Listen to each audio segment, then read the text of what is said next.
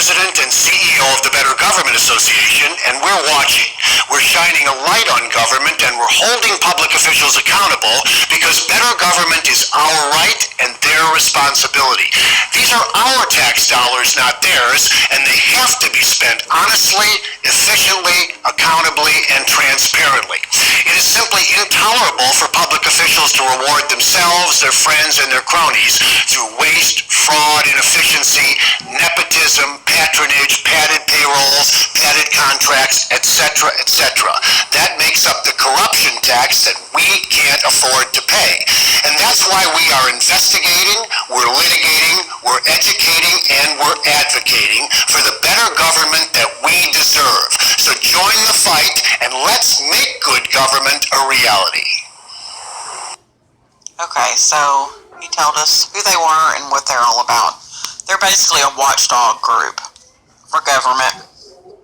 And why they're important in this is because they actually sued Rosemont in 2015. And this actually comes from their website also. They have their contacts listed.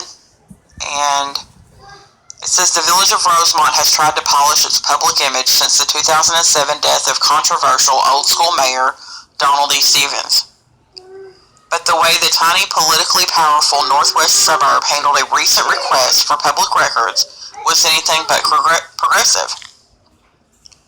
When the Better Government Association asked Rosemont's municipal government for copies of contracts related to entertainment venues operated by the village, in particular the All-State Arena and the convention center named after the late mayor, the village refused to release revenue and other financial information. The village indicated it didn't have to release such information, claiming a local ordinance, which was passed by the village board in 2014, in an apparent attempt to specifically shield such data from disclosure, trumps the Illinois Freedom of Information Act, or FOIA, the state law requiring government agencies to turn over all public records, except in limited circumstances, to members of the public and press upon request.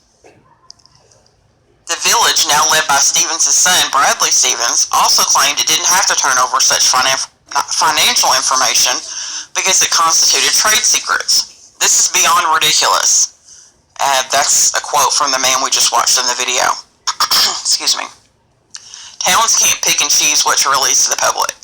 State law is clear on this. What is Rosemont trying to hide, and what happened to their new progressive era of leadership there? When will government learn it is a private business? It is not a private business. It's supposed to be responsive to the public, Shaw added. Those entertainment venues are taxpayer facilities. How can taxpayers adequately gauge how well government is operating if nobody can see the books?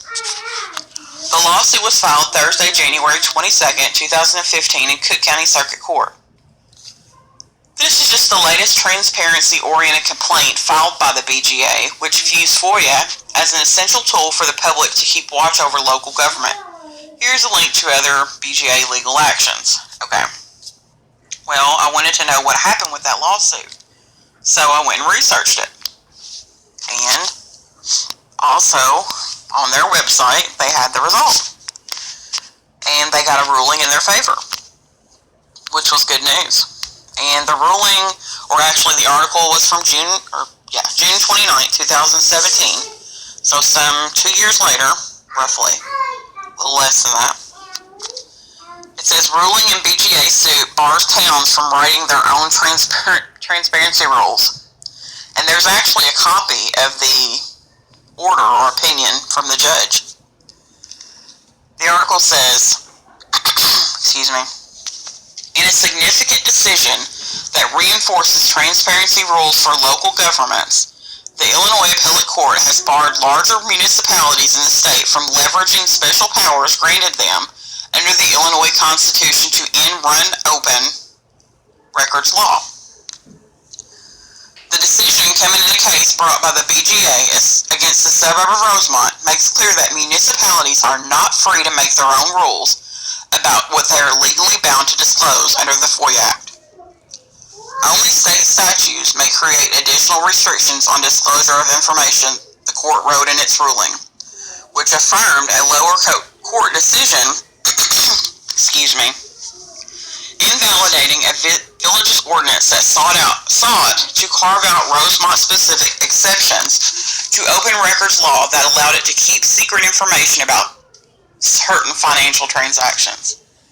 The principle upheld by the appellate court has the power to extend beyond Rosemont and apply to all 214 so-called home rule units in Illinois, the largest of which is Chicago. The state constitution grants greater latitude in governing to home rule municipalities, including the power to regulate public health issues, safety, and welfare.